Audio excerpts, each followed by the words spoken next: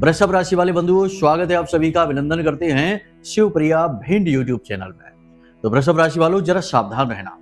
बहुत बड़ी घटना आपके जीवन में घटने वाली है। एक ऐसी विचित्र घटना, एक ऐसा विचित्र योग बन रहा है जो आपको भारी नुकसान पहुंचा सकता है यदि आपने सावधानी ना बरती। हालांकि कुछ बेहद अच्छे और शुभ योग भी बन चुके हैं जिनके बारे में भी जानना आपको बेहद आवश्यक है, क्योंकि 23 मई के दिन बुध का भी राशि परिवर्तन हो रहा है और वृषभ राशि में जाकर सूर्य देवता के साथ मिलकर बुध आदित्य राजयोग का निर्माण कर रहे हैं। लेकिन राहु के गोचर को भी आपको नहीं भूलना है कि इससे ठीक पीछे 4 घर पहले राहु बैठे हुए हैं, जो कि पूरी दृष्टि डाल रहे हैं आपके सबसे महत्वपूर्ण भावों पर। ऐसे में बेहद आवश्यकता है कि आप सावधान रहें, सतर्क रहें। कुछ अनहोनी भी हो सकती है। हमेशा सिक्के के 2 पहलू होते हैं, अच्छाई के साथ बुराई चलती ही है। इसी प्रकार आपके जीवन में जहां शुभ घटनाएं होने जा रही हैं, वहीं एक बहुत ही नकारात्मक और बहुत ही खतरनाक घटना का भी योग बन रहा है, जिसके बारे में आप यदि पहले से जान जाएंगे तो आप सावधान हो जाएंगे, सतर्क हो जाएंगे और फिर इस नकारात्मक घटना से आपका बाल भी बांका नहीं होगा। बंधुओं, आज का यह कार्यक्रम आपको बहुत अधिक ज्ञान, बेहद अद्भुत ज्ञान और भविष्य का रोड मैप, आने वाले 5 से 7 दिनों का एक रोड मैप देने जा रहा है। हम आपके जीवन की 5 सबसे बड़ी भविष्यवाणियां करेंगे जो बिल्कुल एक्यूरेट होंगी, कम से कम 80% आपके जीवन से मैच करेंगे। इससे होगा यह कि जब आप इन घटनाओं के बारे में जान जाएंगे, तो जब ये घटनाएं आपके जीवन में घटित होंगी, उस समय आप अलर्ट हो जाएंगे, सावधान हो जाएंगे, क्योंकि आपको पहले ही पता रहेगा कि ऐसा होने वाला है, तो अब इसके बदले आपको क्या करना है। इसी के साथ साथ बुध का जो राशि परिवर्तन हो रहा है, इसका आपके ऊपर क्या प्रभाव रहने वाला है, कुछ पॉजिटिव और कुछ नेगेटिव, इसके बारे में बताएंगे। साथ ही एक अद्भुत रहस्य राज से भी पर्दा उठाएंगे कि आपकी कुंडली में जो बुध हैं, वो आपको किस प्रकार से लाभ या हानि पहुंचा रहे हैं, क्योंकि बुध जो है वह राशि चक्र का बेहद महत्वपूर्ण और कारक ग्रह है।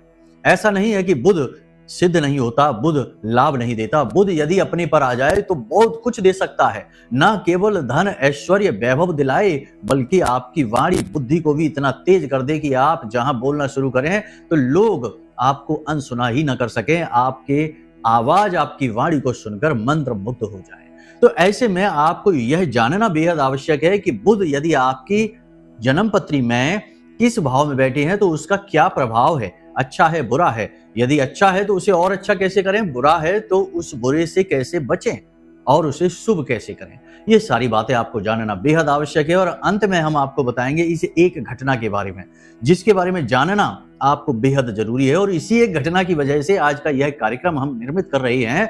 इस घटना में ज्योतिषीय आकलन तो है ही, महामाई के द्वारा दी गई अनुभूतियां भी हैं जो माई ने हमें दी हैं और आपको जानना बेहद आवश्यक है। कह सकते हैं कि यह एक घटना महामाई का संदेश है जो आप तक पहुंचना बेहद आवश्यक है।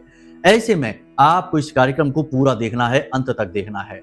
अंत में कार्यक्रम के हम आपको बताएंगे एक बहुत ही शक्तिशाली मंत्र, बहुत ही शक्तिशाली क्रिया, जिसके बारे में हमने अब तक कभी किसी को नहीं बताया है, लेकिन आज हम आपको बताएंगे। और इस क्रिया को करने से आपको अद्भुत शांति मिलेगी, सफलता मिलेगी, कार्य सिद्धि होगी, काम आपके बनेंगे ही बनेंगे, हर हालत में बनेंगे। तो आपको इस कार्यक्रम को अंत तक देखना है, तो आप निश्चित तौर पर जीवन के इस रण में विजेता साबित होंगे। अन्यथा संघर्ष तो चल ही रहा है, आगे भी चलता रहेगा और ना कुछ बदला है ना ही कुछ बदलेगा, क्योंकि आप चाहते ही नहीं हैं, इसीलिए तो बीच में छोड़ेंगे कार्यक्रम को। कहने का मतलब यह है कि हम इतनी बातें आपको इसीलिए करते हैं ताकि आप प्रेरित हो जाएं और मुख्य महत्वपूर्ण बातों को समझ लें और उन्हें अपने जीवन में उतार लें। उसी से तो उद्धार होता है। उम्मीद करते हैं कि सारी बातें आप समझ रहे हैं, कार्यक्रम में अंत तक अवश्य ठहरेंगे। तो चलिए बंधु, सबसे पहले महामाई को याद करते हैं। कमेंट बॉक्स में लिख डालिए पूरे भक्ति भाव के साथ, जय मां भद्रकाली कृपा करो। महामाई ने निश्चित तौर पर आपके ऊपर कृपा की है, तभी तो यह कार्यक्रम आप तक पहुंचा है, वरना कौन कहां किससे मिल पाता है, किसे पता। जब ईश्वरीय शक्तियां मदद करना चाहती हैं तो किसी न किसी को माध्यम बनाकर भेज ही देती हैं। आपकी मदद के लिए शायद हमें चुना है महामाई ने, तो आपके सामने भेज दिया है, तो आज आप हमें सुन रहे हैं। इसी भाव को मन में रखते हुए, श्रद्धा भाव को मन में रखते हुए कमेंट बॉक्स में लिख डालिए कि मैं भी महामाई के परिवार का हिस्सा हूं। यदि आप ऐसा करेंगे तो हमें तो बहुत प्रसन्नता होगी ही, महामाई को भी अति प्रसन्नता होगी, क्योंकि उनके बालक उन्हें पुकार रहे हैं, उनसे जुड़ना चाहते हैं। यह एक माँ के लिए बहुत ही गर्व की बात होती है। तो चलिए बंधुओं, सारी बातों को आपने समझ लिया, अब अपने मूल विषय को शुरू करते हैं। प्यारे मित्रों, हमारे अत्यंत प्रिय और परम पूज्य अमिताचार्य जी के पास माँ बगलामुखी और माँ भद्रकाली की साधनाओं का वर्षों का अनुभव है और माता रानी की इनके ऊपर पूर्ण कृपा और सिद्धि है। आचार्य जी ने अपने सटीक कुंडली विश्लेषण और श्रेष्ठतम उपायों के माध्यम से हजारों लोगों के जीवन को खुशियों से भरा है। आचार्य जी का कुंडली विश्लेषण और उपाय करवाने का तरीका इतना अद्भुत है कि जीवन के हर एक दुख और कष्ट का कारण जड़ से ही समाप्त हो जाता है। फिर समस्या चाहे जैसी भी हो, कर्जा बहुत बढ़ गया हो, व्यापार चल नहीं रहा हो, बीमारियों में आप बर्बाद हो चुके हो, रिश्तों में प्रेम समाप्त हो चुका हो, या फिर नौकरी ही ना मिल रही हो, विवाह में देरी होती हो, कैसी भी समस्या हो, इन समस्याओं का कारण क्या है, कौन सी महादशा परेशान कर रही है, कौन सा दोष लगा हुआ है, सब कुछ आचार्य जी इतना सटीक बताते हैं कि वर्षों वर्ष के दुख कुछ ही दिनों में समाप्त हो जाते हैं।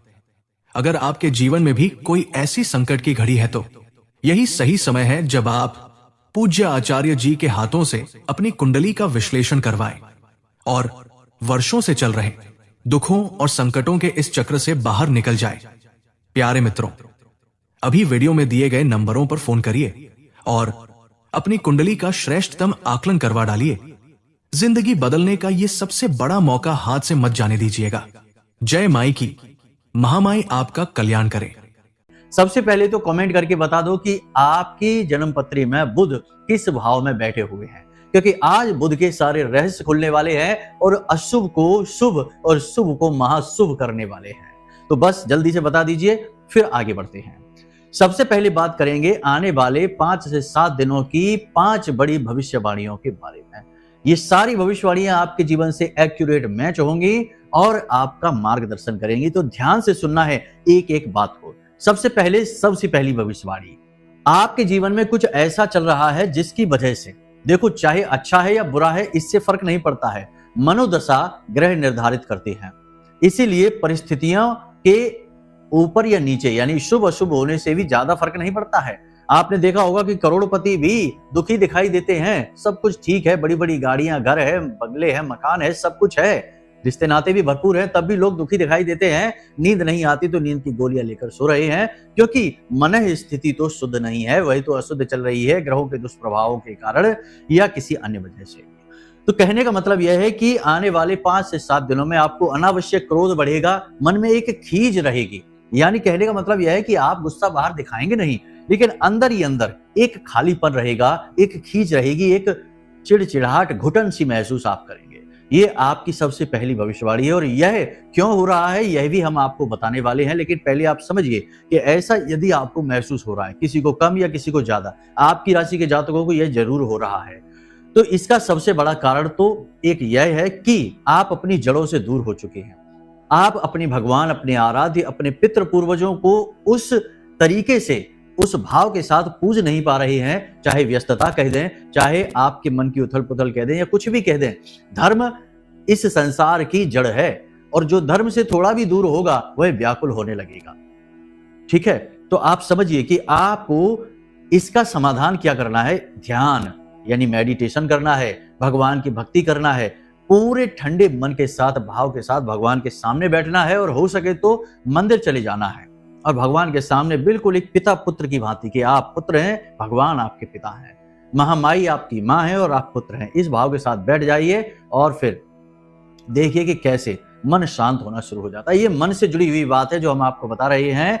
देखिए, कुछ लोग यहाँ कुतर्क करने लगेंगे, लेकिन हम कुतर्कियों से बात नहीं कर रहे हैं, हम आपसे बात कर रहे हैं, आपके मन के भावों की बात कर रहे हैं। इसी के साथ साथ दूसरा यह भी है कि आपकी जुबान फिसलेगी, 2 तरीके से फिसलेगी। एक तो आप कुछ कहना चाहेंगे और कुछ और ही कह देंगे, भाव आवेश में आकर, भावनाओं में बहकर, या फिर ऐसा होगा कि आप कुछ कहेंगे और लोग उसका कुछ और ही मतलब निकालेंगे।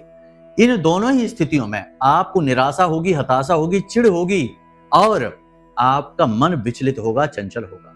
इसका समाधान क्या है? इसका समाधान भी यही है कि आपको जितना हो सके लोगों से कम बात करनी है। आप बेहद भावुक इंसान हैं, भावनाओं से चलते हैं, ये बात हम जानते हैं। अपनों के बीच ही अपने सुख को ढूंढते हैं। अपने सुख को आप त्याग कर अपनों को सुख देने की कोशिश करते हैं, लेकिन ये कोशिशें असफल हो जाती हैं। कई बार ऐसा हुआ है। उन्हीं अपनों ने आपको दुखी किया है, निराश किया है, परेशान किया है, आप पर ताने कसे हैं, आपके दिल को नहीं समझा है। तो ये होगा कि आपकी बातों का जब मतलब उल्टा सीधा निकलेगा या आप कुछ कहेंगे और कुछ और ही लोग समझेंगे, तो ऐसी स्थिति आपको परेशान करेगी। ये आपके साथ घटित होने वाला है। इसी के साथ साथ आप अपनों के बीच जाएंगे, जैसे कि परिवार के लोग बैठे हैं, 4 लोग बातें कर रहे हैं, आप वहां जाएंगे, लेकिन ना जाने क्यों आपको ऐसा लगेगा जैसे कि लोग आपको इग्नोर कर रहे हैं, आपकी अनदेखी कर रहे हैं। आप में कोई कमी नहीं है, आपने कोई गलत काम भी नहीं किया है, ना ही किसी से कुछ गलत कहा सुना की है, लेकिन इसके बाद भी आपको ऐसा महसूस होगा अंदर से कि जैसे आपकी अनदेखी की जा रही है। उतनी इज्जत, उतना मान सम्मान, उतना प्रेम आपको नहीं दिया जा रहा है जिसकी आप हकदार हैं। ये बात आपको निराश करेगी और आप इसी व्याकुलता और निराशा के साथ अपनों का साथ छोड़कर अकेले में एकांत में जाकर बैठ जाएंगे, दूर हटकर बैठ जाएंगे, जो कि आपको अच्छा तो नहीं लगेगा, लेकिन ये आप करेंगे अपने आप को बचाने के लिए। इसी के साथ साथ आपको नींद में भी समस्या रहेगी। देखो, या तो नींद आएगी ही नहीं, आएगी भी तो अच्छी नहीं आएगी। सोकर जागेंगे तो थकान महसूस होगी, यानी जो फ्रेश हो जाते हैं, जो ताजगी महसूस होती है वह महसूस नहीं होगी। और मन में एक अनजाना डर, भय, आप खुद भी समझ नहीं पाएंगे कि आखिर क्यों, लेकिन एक अनजाना डर, भय आपको लगातार सताता रहेगा। मन में आपके भय बना रहेगा लगातार। लेकिन जैसे हम आपको प्रेरित कर रहे हैं, ऐसे ही कोई इंसान आपके जीवन में होगा या आएगा जो आपको धर्म के प्रति प्रेरित करेगा, या आप खुद ही किसी के वीडियो देखेंगे, किसी के भजन सुनेंगे, या कुछ ऐसा धर्म से जुड़ा हुआ कार्यक्रम देखेंगे, सुनेंगे, जिससे आपके मन में धर्म के प्रति लौ फिर से जलने लगेगी, जागने लगेगी और आप भगवान की तरफ जाएंगे, मंदिर में जाएंगे, अध्यात्म में जाएंगे। वहां आपको अद्भुत शांति एहसास होगा, यानी कि आपको अच्छा लगेगा, यानी धर्म, यानी अपनी जड़ों की ओर वापस जाएंगे और फिर आपको अच्छा महसूस होगा। ठीक है, अच्छा लगेगा, शांति का एहसास होगा। फिर आप अपने मन को खुद समझाएंगे, अपने आप को ही हिम्मत बढ़ाएंगे और अपने गुरु खुद बनेंगे। एक बात याद रखना कि आप एक ऐसे इंसान हैं जिसे ना तो कोई समझ पाया है और ना ही कोई समझ पाएगा। तो समझाना तो बहुत बड़ी बात हो गई, जब कोई समझ ही नहीं पा रहा तो भला समझाएगा कैसे। तो आपको समझाए कोई, ऐसा बहुत मुश्किल है। आप अपने आप को ही समझा सकते हैं, अपने गुरु खुद बन सकते हैं, अपनी बुद्धि, अपने बल को खुद ही पहचान सकते हैं। आपके अंदर सारी काबिलियतें हैं, आप में किसी चीज की कोई कमी नहीं है। केवल एक ही चीज है कि कुछ तो ग्रह स्थितियां, समय का फेर और कुछ आपकी भावनाएं आपको परेशान कर देती हैं, लेकिन इन सब से भी आप आखिर उबर ही जाते हैं, लड़कर इनसे बाहर निकल जाते हैं और अपने गुरु खुद साबित हो जाते हैं। तो ये सारी बातें आपके जीवन में आने वाले समय में घटित होने वाली हैं। कुछ छोटी छोटी बातें और हैं कि वाहन को संभल कर चलाना है, अपना वाहन किसी और को नहीं देना है और किसी और का वाहन खुद नहीं चलाना है। रुपए पैसे के लेन देन में सावधानी रखनी है और किसी नए काम, धंधे, व्यापार के बारे में आप सोच रहे हैं तो अब जुट जाइए, समय आ गया है उन्नति की ओर आगे बढ़ने का। कार्य में सफलता हासिल होगी, कार्य में प्रगति होगी और आप नई रूपरेखा अपने काम, धंधे, व्यापार की या नौकरी बदलने के बारे में सोच रहे हैं तो उस पर भी गहराई से अच्छी तरह से विचार कर सकते हैं और आगे बढ़ सकते हैं। सफलता उसमें भी आपको प्राप्त होगी। ठीक है, यानी कि कहीं अच्छाई भी है तो कहीं थोड़ी सी बुराई भी है, दोनों चीजों का तालमेल है। आपको दोनों चीजों के तालमेल को बेहतर तरीके से समझकर चलना होगा। अब बात करते हैं आपकी कुंडली में मौजूद बुध की स्थिति के बारे में। आपने अपनी कुंडली में देख लिया कि बुध कहां बैठे हैं, किस भाव में बैठे हैं। अब हम आपको बता देते हैं कि यदि आपकी कुंडली में 3, 8, 9 और 12 के भाव में बुध बैठे हैं तो ये बुध बहुत बुरे हैं, बहुत खराब हैं। साथ ही यदि किसी पापी ग्रह के साथ युति बनाकर बैठे हैं या दृष्टि पड़ रही है तो और भी ज्यादा खराब हो जाते हैं। तीसरे भाव में बैठा हुआ बुध जातक को 34-35 वर्ष से पहले कामयाब होने नहीं देता है, वाणी को असभ्य कर देता है और जीवन में बहुत अधिक संघर्ष और मानसिक पीड़ाएं भर देता है। 8वें भाव में बैठा हुआ बुध बहुत ज्यादा नकारात्मक हो जाता है, बहन, बुआ, मौसी, बेटियों को बहुत अधिक कष्ट देता है और जातक के बनते हुए कामों को अंत समय पर जाकर बिगाड़ देता है और नए नए शत्रु उत्पन्न करता है। ऐसे में यदि राहु भी आकर बैठ जाए तो जातक आत्मघाती भी हो जाता है। 9वें घर का बुध सबसे ज्यादा खराब माना जाता है। यह पूरे भाग्य को दुर्भाग्य में बदल देता है।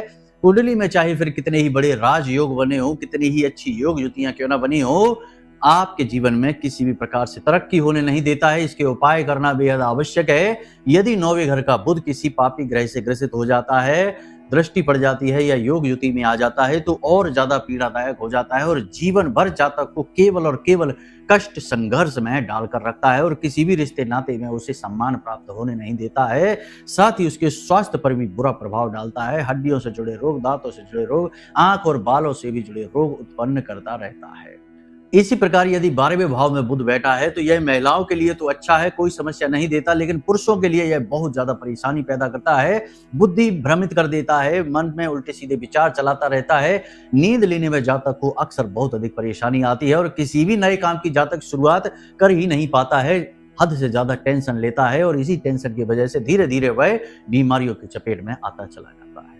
यदि इन भावों में आपके बुध बैठे हैं तो सबसे पहला काम आपको यह करना है कि आप अपने घर में कोई भी हरी भरी वनस्पति ना लगाएं, किसी भी प्रकार का पौधा ना लगाएं, चौड़े पत्ते वाले पौधे तो भूल कर भी ना लगाएं।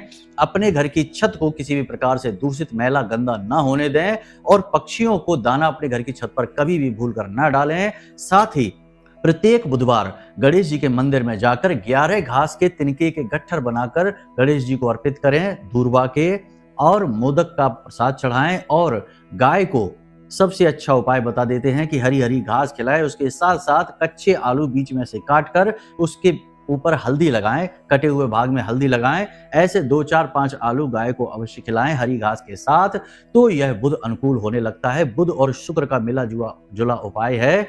इन दोनों को साथ में लेकर ही इस बुध को सुधारा जा सकता है। सबसे बड़ी बात यह कि शुक्रवार के दिन छोटी कन्याओं को 9 वर्ष से जो कम उम्र की कन्याएं हैं, इन कन्याओं को मीठी खीर खिलाना है, चावल और दूध से बनी हुई। साथ ही सफेद रंग का कुछ इन्हें उपहार देना है, रुमाल वगैरह भी दे सकते हैं और इनके पैर छूकर इनसे आशीर्वाद लेना है। बुध और शुक्र दोनों के उपाय एक साथ करने से सफलता प्राप्त होती है, बुध अनुकूल होने लगता है। फिर भी आपको यह ध्यान रखना है कि मनी प्लांट है या कोई भी पौधा, हरा भरा हरी हरियाली वाला पौधा अपने घर में भूल कर भी ना लगाएं, वरना यह बुध आपका कभी ठीक नहीं होगा। साथ ही आपको घर के आसपास यह भी देखना है कि आपके घर के आसपास कम से कम 10 से 20 मीटर के दायरे में कोई भी नीम, पीपर, बर, बेड़ी या कीकर, बम्बूल आदि के पौधे ना हो। इससे भी आपका बुध और ज्यादा खराब हो जाएगा। बस इन बातों का आप ख्याल रखिए और देखिए कि कैसे आपके ये जो नेगेटिव हो चुके बुध हैं या गलत भाव में बैठे हुए बुध देव हैं, ये आपको अच्छे लाभ देने शुरू कर देंगे। सबसे अच्छा एक उपाय आपको हम और बता देते हैं कि अपने घर के ईशान कोण में कांच की एक डिब्बी रखिए और उसमें थोड़ी सी हल्दी, थोड़ा सा गंगा जल और चावल डालकर उसे रखिए और प्रतिदिन इस हल्दी की जगह आप केसर का भी प्रयोग कर सकते हैं, इसका तिलक अपने माथे, जुबान और नाभि पर लगाइए, तभी घर से बाहर निकलिए। और गुरुवार के दिन केले की जड़ में हल्दी मिला हुआ जल समर्पित अवश्य करिए और गाय के घी का दीपक प्रति गुरुवार केले की जड़ के पास अवश्य जलाइए। इन उपायों को यदि आप लगातार करते हैं तो धीरे धीरे आपके सौभाग्य का उदय होना शुरू हो जाता है और बुध, शुक्र और गुरु की मिलीजुली ऊर्जा आपके जीवन में सौभाग्य को उदित करती है, दुर्भाग्य को समाप्त करने लगती है। तो ये तो थे बुध के उपाय और भविष्यवाणियों के बारे में हमने आपको बताया। अब आप अभी भी समझ नहीं पा रहे हैं कि आपके जीवन में, कुंडली में ग्रहों से कौन से दोष उत्पन्न हो रहे हैं, तो आप अपनी कुंडली का विश्लेषण करा सकते हैं। नंबर वीडियो में दे रखे हैं, इन नंबरों पर अपनी जानकारी दीजिए। छोटी सी एक दक्षिणा के साथ आप अपनी कुंडली का विश्लेषण हमसे करा लीजिए। जो भी योग युतियां दोष उत्पन्न हो रही हैं उनके सटीक उपाय हम आपको दे देंगे, आपका जीवन बदल जाएगा गारंटी के साथ। तो यहाँ तक तो आपने सारी बातें समझ ली हैं। अब हम आपको बताते हैं उस एक विचित्र, अनोखी, नकारात्मक घटना के विषय में। ध्यान से सुनिए। आपके साथ अगले 5 से 7 दिनों में एक धोखा हो सकता है।